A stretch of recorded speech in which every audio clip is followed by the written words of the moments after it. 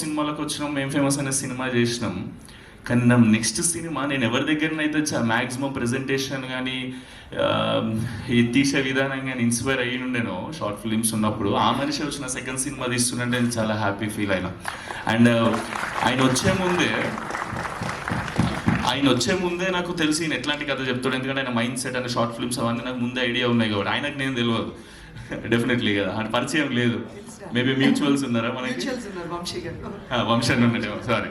కానీ పర్సనల్గా ఎప్పుడు కలవాలి. సో మనిషి ఎట్లాంటి తెలుసు, ఏ కథ చెప్తాడో తెలుసు, ఈ కథ చెప్పిండు. చెప్తున్నా కదా, ప్రాపర్ కిటికీలకి వెళ్ళి పల్లెటూరు చూసినట్టుంటుంది ఈ కథ. అంటే ఈ సినిమాని ఫీల్ అవ్వాలంటే ఎట్లా చెప్పాలి మీకు, మీరు ఈ సినిమా ఇప్పుడు నేనే ఉన్నా, నేనేమో కొట్టే తెచ్చే పెట్టినట్టు ఉంటుంది నేను మాట్లాడేది. నేను పుట్టి పెరిగిందంతా తెలంగాణలో కాబట్టి ఈ అన్న వచ్చి నాకు గోదావరి స్లాంగ్లో డైలాగ్ చెప్తా. అది మెలోడీ సాంగ్ లేకుంటుంది, నాదేమో ఫోక్ సాంగ్ లేకుంటుంది. అది నాకు మస్తు కష్టమయ్యేది రెండింటి బ్లెడ్ చేసుడు. ఇప్పుడు ఈ అన్న డైలాగ్ చెప్తాడు, ఏంది మన దాంట్లో అయితే మాటలు ఎట్లుంటాయి, ఇటు సైడ్ అయితే ఎమ్రాళ్ళు ఎట్లున్నావు అని అంటే, అరే మంచిగా ఉన్నావు అమ్మ, నువ్వు ఎట్లున్నావే, అది ఇదే డైలాగ్ మన దాంట్లో ఉంది కదా. ఇప్పుడు వీళ్ళందరూ నన్ను బాగా ట్రైన్ చేశారు, ఎందుకంటే మనకు మస్తు కష్టమవుతుంది ఆ స్లాంగ్ మాట్లాడటం. నాకు తర్వాత అర్థమైంది, సినిమా ఏదో జోష్లో ఒకే చేసేసిన ఎమోషన్స్ ఫ్లో అంతా నచ్చి. కానీ ఈయన వచ్చి అంటాడు, డైరెక్టర్ కసిరెడ్డి అన్న, మా విజయ్ ఉంటాడు డైరెక్షన్ డిపార్ట్మెంట్లో వచ్చి, ఈ డైలాగ్ ఎట్లా చెప్పాలంటే, ఇప్పుడు ఆయన ఎమరా అల్లుడు అని నేను అన్నాడు సుమంత్. ఆయన నేను ఎరా అల్లుడు ఎలా ఉన్నా,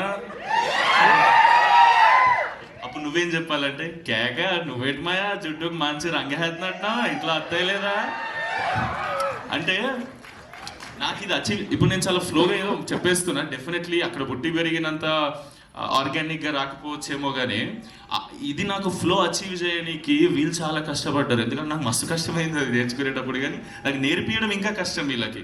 thank you so much Subhash అన్న, thank you so much Kasireddy అన్న. అండ్ నువ్వంటావు గోదావరిలో మాట్లాడతాడు, నెల్లూరు మాట్లాడతాడు ఈ అన్న.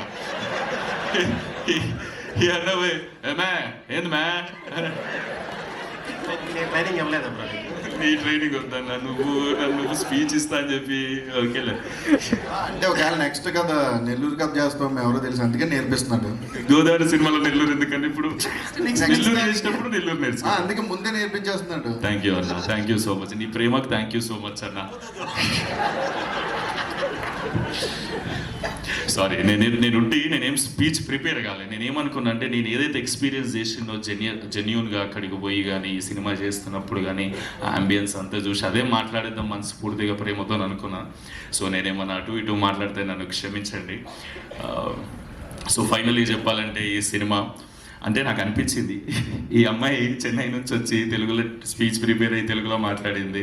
అంటే నేను గోదావరిలో మాట్లాడకపోతే కష్టమవుతుంది కదా, అంటే న్యాయం చేసినట్టు ఉండదు నేను గోదావరి గట్టు పైన టైటిల్ పెట్టి.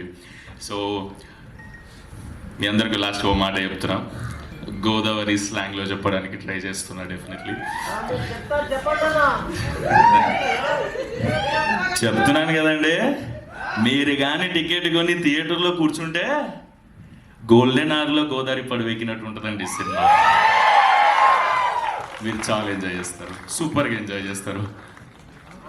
కానీ ప్రామిస్ చేసి చెప్తున్నా, సమ్మర్లో పోతే మాత్రం సహారా డెజర్ట్ ఫీలింగ్ ఇచ్చింది. అంటే నాకు అలవాటు లేదు, ఎప్పుడు పోయినా వింటర్లో పోయినా షూట్లో క్లాస్ కెడ్యూల్ ఒకటి సమ్మర్లో అయినా అమ్మ వేరే లెక్కుండే. కానీ ఎంజాయ్ చేసినాం. మనుషుల ప్రేమ మనల్ని అవన్నీ మర్చిపోయేటట్టు చేస్తుంది. And thank you so much, and thank you so much నా ప్రొడ్యూసర్స్కి, అభినవ్ అన్న, రెడ్ పపెట్ ప్రొడక్షన్ హౌస్, చాలా ప్యాషనెట్ ప్రొడ్యూసర్స్. పొలాల రేట్లు పెరిగినాయని ఎందుకు అవుతారన్నా ప్రొడ్యూసర్స్, నువ్వు గమ్మగా లేదు అన్న, చాలా ప్యాషనెట్ ప్రొడ్యూసర్. నేర్చుకుంటూ దాని గురించి ఇవాళ రేపు చాలామంది డబ్బులు ఉన్నాయంటే పెట్టేసి సినిమా చేస్తారు. మనిషి అట్లా కాదు, చాలా క్రాఫ్ట్ నేర్చుకొని దాని మీద ఇది ఏది ఎంత పెడితే ఏ స్కేల్లో సరే. ఫస్ట్ టైం తీసిన ప్రొడ్యూసర్ ఈ క్వాలిటీ, మీరు టీజర్ చూస్తే మీకు క్వాలిటీ మంచిగా అనిపించిండొచ్చు కదా అనుకుంటున్నా. సో నేను సాటిస్ఫై అయినా, నా సెకండ్ సినిమా ఇట్లుంటే బాగుంటుందని ఆ రేంజ్లో తీసినందుకు thank you so much Abhinav అన్న. Thank you for everything whatever you have done for me. ఎందుకంటే నన్నే కాదు, ఈ అన్న నన్ను నా ఫ్రెండ్స్ అందరినీ కూడా ప్రేమిస్తాడు అన్నట్టు. థ్యాంక్ యూ సో మచ్ అన్న, మా అందరినీ నువ్వు ఇన్ని రోజులు భరించినందుకు thank you so much. Thank you for everything.